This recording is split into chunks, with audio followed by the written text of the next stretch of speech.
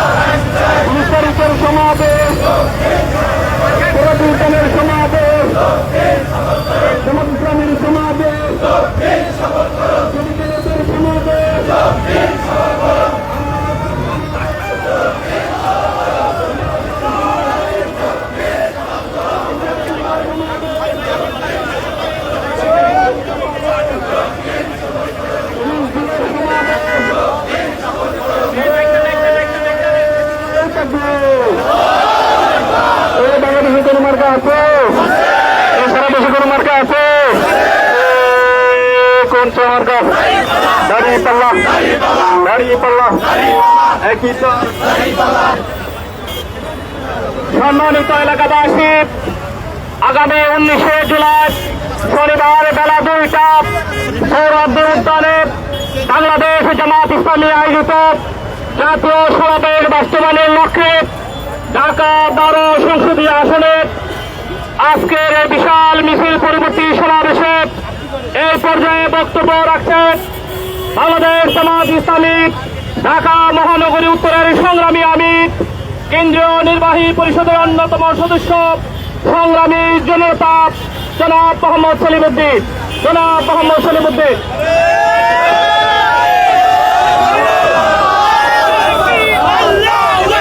আসসালামু আলাইকুম রহমতুল্লাহ। সংগ্রামী নগরবাসী, আপনারা ইতিমধ্যেই অবগত হয়েছেন বাংলাদেশের সর্ববৃহৎ সুশৃঙ্খল গতিশীল দায়িত্বশীল রাজনৈতিক দল বাংলাদেশ জামাত ইসলামী জুলাই বিপ্লবোত্তর এই প্রথম ঐতিহাসিক সোহরাওয়ার্দী উদ্যানে জাতীয় সমাবেশ আহ্বান করেছে। জামাত ইসলামী এর মধ্যে আপনারা জানেন জামাতের নিবন্ধন বিগত ফ্যাসিবাদী সরকার কেড়ে নিয়েছিল, মার্কা কেড়ে নিয়েছিল, জামাত নেতাদেরকে অন্যায়ভাবে ফাঁসিতে ঝুলিয়েছিল। কিন্তু আল্লাহ তাআলার ইচ্ছায় এই বিপ্লবোত্তর জামাত ইসলামীর ধৈর্য সহনশীলতার উপর আল্লাহর রহমতের বিনিময়ে প্রখ্যাত জামাত নেতা, বিশিষ্ট রাজনীতিবিদ এটিএম আজহারুল ইসলাম সকল মিথ্যা মামলা থেকে নিষ্কলুষ খালাস পেয়েছে। এরপর আমাদের রেজিস্ট্রেশন মামলায় আমরা জয়লাভ করেছি, আমরা ন্যায় বিচার পেয়েছি। একইভাবে আমাদের মার্কাও ফিরিয়ে দেওয়া হয়েছে।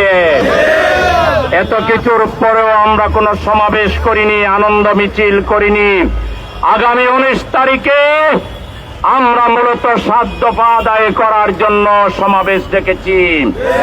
সেই 7 দফার প্রথম দফা হচ্ছে বাংলাদেশে আমরা মনোপলি রাজনীতি বন্ধ করে দিতে চাই।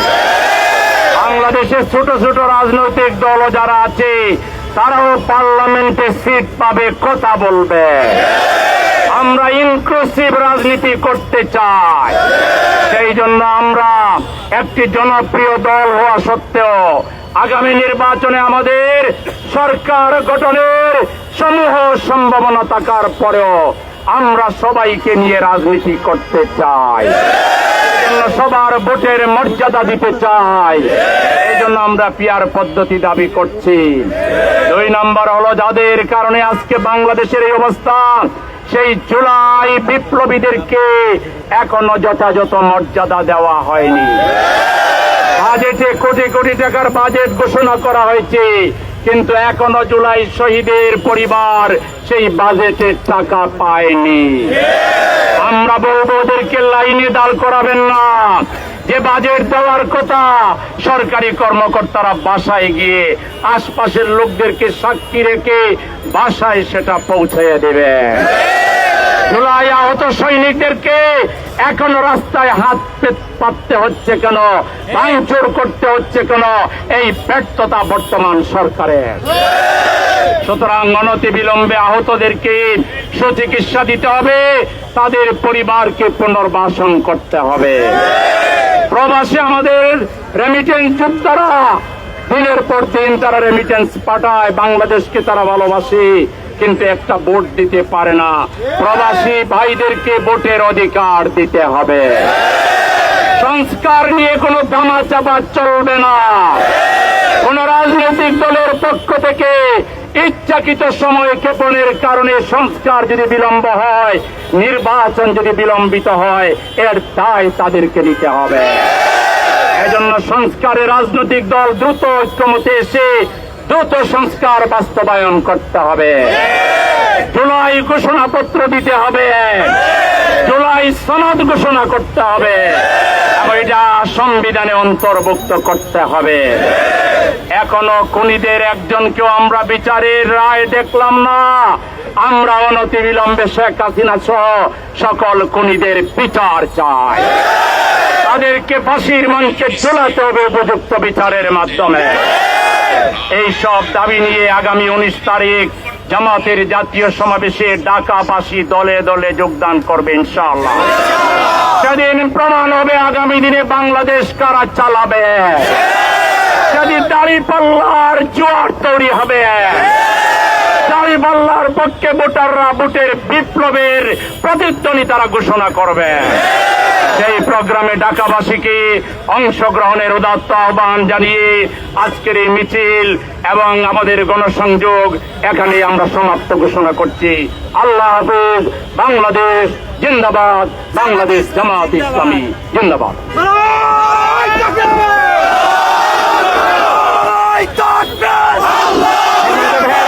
আমাদের মহানগর আমাদের আজকের মিছিল পরবর্তী সমাবেশ শেষ হলো। সকলকে অনেক ধন্যবাদ।